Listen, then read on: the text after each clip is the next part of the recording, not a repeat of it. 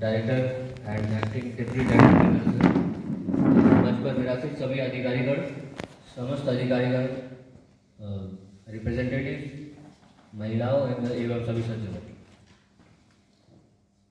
कुछ पॉइंट्स उठे हैं जिसमें मैं देख रहा हूँ एक हेडक्वार्टर का वायलेशन है, प्रोटोटाइपिंग का। आप लोगों ने शायद कल ही मुझे वहाँ से कॉल आया था, आप सीएससी परचेस करते हैं या फिर कोई भी जो बैटरी का जो इश्यूज आ रहा है, ये आप लोग प्रोक्योरमेंट, आपका रिप्लाई आया कि आप नेक्स्ट प्रोक्योरमेंट में इसका ध्यान रखेंगे। आप हेडक्वार्टर लेवल में क्वालिटी चेक, क्वालिटी कंट्रोल का डिपार्टमेंट के लिए रिक्वेस्ट कीजिए। अगर हेडक्वार्टर लेवल में कोई कुछ भी परचेज होता है तो क्वालिटी चेक होने के बाद ही होना है। आप परचेज करते हैं तो आपका इंटरनल कमेटी बनाइए जो क्वालिटी चेक करेगा, और क्वालिटी चेक होने के बाद कमेटी साइन करेगी कि क्वालिटी चेक किया, उनका ही दायित्व रहेगा, फिर परचेज कीजिए। नहीं तो ऐसा चीज़ परचेज नहीं करना है जिसका 30% आपका लाइट ही काम नहीं कर रहा, इमरजेंसी है, ये पूरा लॉट ही रिजेक्ट होना है इस तरह के काम होने पे।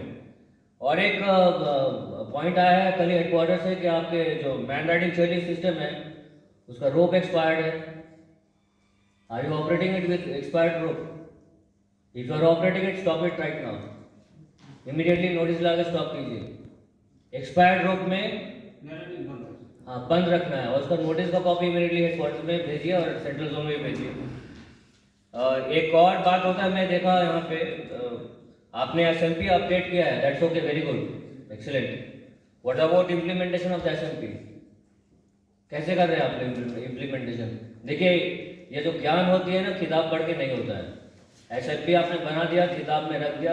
ये जो विज्ञान के हमने छोटे में मैं देखा था 4 चतुर हुआ करते थे तो 4 किताबें थी, वैसे रख के कुछ नहीं होगा। अगर इम्प्लीमेंट करना है तो उसको, उस ज्ञान को प्रवाह करके सब तक पहुंचाना, उसका तरीका किताब या कागज का एसओपी में हैंड ओवर करके साइन करा के नहीं हो पाएगा। आप रेगुलर मॉक ड्रिल कराइए, रेगुलर कन्वे कराइए। कुछ वीडियोस आते हैं, स्पेशली बता रहा हूँ, आईसीएमआर के भी बहुत सारे मेडिकल के वीडियोस हैं जो फर्स्ट एड पे है, डॉक्टर मैडम को शायद पता होगा। आईसीएमआर भी बहुत सारे यूट्यूब में वीडियोस सेफ्टी और फर्स्ट एड पे लॉन्च करती है। आप व्हाट्सएप आजकल बहुत फेमस है, व्हाट्सएप और सोशल मीडिया, उसके थ्रू ग्रुप्स बनाइए, आप वो सारे वीडियोस को शेयर कीजिए।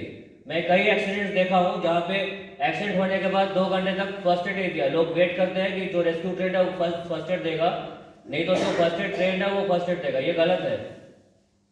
एसएमपी बना देने से लाइफ सेव नहीं होगा। मृत्यु एक दिन सबको आना है, लेकिन ये तब आना है जब आना चाहिए, तब ये गिफ्ट होता है। उससे पहले आने पे मृत्यु एक अभिशाप है। और फर्स्ट एड की वजह से बहुत एक्सीडेंट्स हुए हैं। मैं कई सारे एक्सीडेंट इंक्वायरी किया हूँ जहाँ पे लगा कि अगर फर्स्ट एड हो गया होता तो शायद इसकी जान बच जाती। और पढ़े लिखे लोग, इंजीनियर जो बीटेक है, वो 20-25 मिनट तक वेट करते रहे। ब्लीडिंग रोक सकते थे, नहीं रोका गया। नॉर्मल ज़्यादा नहीं पढ़ना, एबीसी पढ़ना है फर्स्ट एड में। अगर इतना ही पता हो तो लाइफ बचाया जा सकता है। कभी भी एक्सीडेंट बोल के नहीं होता है, बहुत माइनर चीज़ों में होता है। एक एक्सीडेंट बता रहा हूँ नॉर्मल छोटा सा, एक बहुत बड़ा कहानी है कि एक की की वजह से राज हो गया था। वो कहानी आपको पता होगा। एक एक्सीडेंट में ऐसा देखा हो, एक डोर इंटरलॉक स्विच खराब था और एक इंसान की मृत्यु हुई इसमें। बहुत नेग्लिजेंस था उसमें, जरूरी नहीं था। तो ये जो कहावतें हम जो कहानियां पढ़ के आए हैं, ये होती नहीं है, ये एक्चुअली होती है। और मृत्यु एक्सीडेंट में ऐसे ही होती है। तो इम्प्लीमेंटेशन ऑफ द एसएमपी पे थोड़ा ध्यान देना है।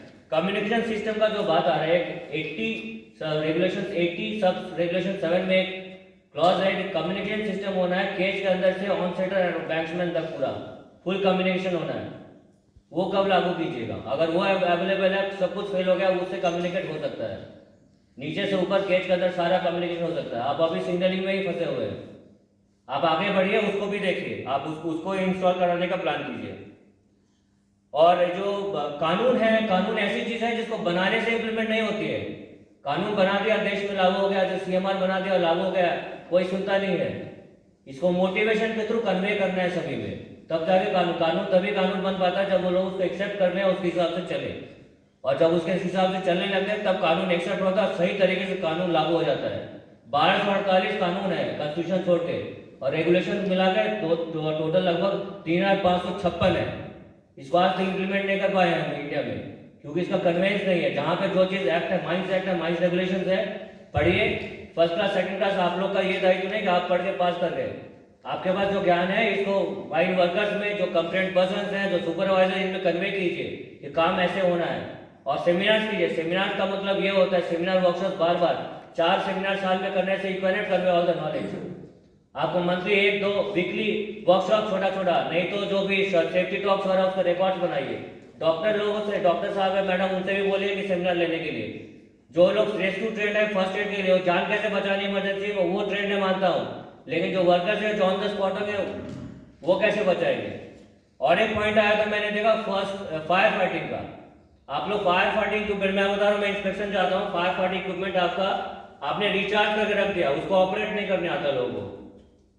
आग लग गई, जिस दिन ऑपरेट करना हो, एक एक्सीडेंट हुआ है साउथ इंडिया में, नाम नहीं बताऊंगा मैं इसका, ऑपरेट करने आता नहीं था, ऑपरेट किया और उसका कैप जो था उखड़ गया, उसका जबड़ा साथ में चला गया, इट वॉज फैटल एक्सीडेंट। ऐसा क्यों? आप फायर फाइटिंग एक्सटिंग्विशर रख दीजिए, सब कुछ आप 50 क्या 100 फायर फाइटिंग एक्सटिंग्विशर रख दीजिए, उसका ऑपरेट करना नहीं आएगा तो वो वेस्ट है। तो जो चीज आप रख रहे हैं उसका ज्ञान को बताइए कि कैसे ऑपरेट करना है। और HMMs का बता रहा हूँ, जितने भी अंडरग्राउंड आपके मशीनरी चल रहे हैं उसका मेंटेनेंस का रिकॉर्ड मेंटेन कीजिए। जो मैं छोटा सा बात बताया, एक्सीडेंट हुआ था, रिकॉर्ड मतलब चेकलिस्ट बनाइए हर मेंटेनेंस का, जो मेंटेनेंस होना वो मेंटेनेंस करेगा, करने के बाद साइन करेगा, उसमें उसका फुल 100% रिकॉर्ड होना है। और अगर मेंटेनेंस नहीं हुआ है तो उसका रिकॉर्ड में मेंटेनेंस होना क्यों नहीं हुआ है, क्योंकि उसकी मिस्टेक से किसी और की जान जाएगी तो उसी पे बात आनी है।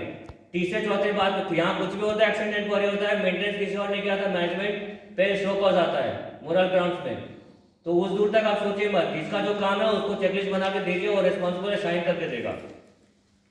बहुत सारे ऐसे केसेस आ रहे हैं जो नेचुरल डेथ है, आजकल बहुत कॉमन है। मैं मशीनरी ऑपरेटेड नहीं बता रहा हूँ, हर कहीं माइंड से बहुत केसेस आ रहे हैं नेचुरल डेथ के। नेचुरल डेथ होने से पहले, हार्ट अटैक कार्डियक अरेस्ट होने से पहले भी साइंस होते हैं। लोगों को कुछ इंडिकेशंस होता है, कुछ प्रॉब्लम्स होते हैं, लोगों को पहले से फील होता है, चेस्ट पेन होता है, चक्कर आता है, पसीना आता है। ये लोगों को पता होना है कि अगर ऐसा कुछ हो रहा है तो एक्शन क्या लेना है। कभी कभी बहुत छोटे एक्शन जैसे लीडा के पैर को थोड़ा सा लिफ्ट कर देने से जान बच जाती है, ये सबको पता होना है। और ये मैं रिक्वेस्ट करूंगा मैडम से भी कि जितने भी डॉक्टर्स हैं उनको भी कभी कभी माइंड के अंदर घूमने के लिए एटलीस्ट भेजिए। एक्चुअली आलम साहब हम लोग को जो है वो अरेंज करते हैं बीटीसी में कि अरेंजेस प्रोग्राम हमारे यहाँ से डॉक्टर जाके। देखिए बीटीसी दैट इज ओके, लेकिन मैं वो बोलना चाह रहा हूँ अगर as a safety talk actual जहाँ पे फेस है, जो लोग काम कर रहे हैं वहाँ पे जो भी रेस्क्यू ट्रेंड है, वही अगर एक छोटा छोटा लेक्चर एवरीडे कंडक्ट कर दे तो ऐसा बहुत कुछ हो सकता है जो किसी की जान नहीं जाएगी। आप बीटीसी के बेसिस में सिर्फ मत रुके रहिए। एक रेस्क्यू ट्रेंड के पास नॉलेज है, वो अपने आप को पकड़ के रखा है और सारा दायित्व उसके ऊपर, ऐसा नहीं। इसलिए रेस्क्यू ट्रेंड में देखा कोई वॉलंटियर नहीं होना चाहता है। If somebody is rescue trained, he should convey all the knowledge that he has gained to the others immediately, हर समय। मैं प्रेजेंटेशन में नियर मिस डेंजरस ऑकरेंस का स्टैटिस्टिक्स नहीं था, ये होना चाहिए। 2-3 चीज और छोटा पॉइंट्स है जो पीपीटीज जो है उसमें पेज नंबर और इसमें पेज नंबर डाल रखिए, ताकि हम जब प्रेजेंटेशन देखते हैं कुछ डाउट हो पीपीटी नंबर पे कोट करके हम सवाल पूछ सके। 2 एक्सीडेंट मैंने देखा आपका, दोनों एक्सीडेंट बहुत माइनर नेग्लिजेंस में था। एक टायर लेके जा रहा था और उस पर पैर पे गिर गया, रिपोर्टेबल। अनदर चेन पॉकेट के अंदर उसकी उंगली आ गई।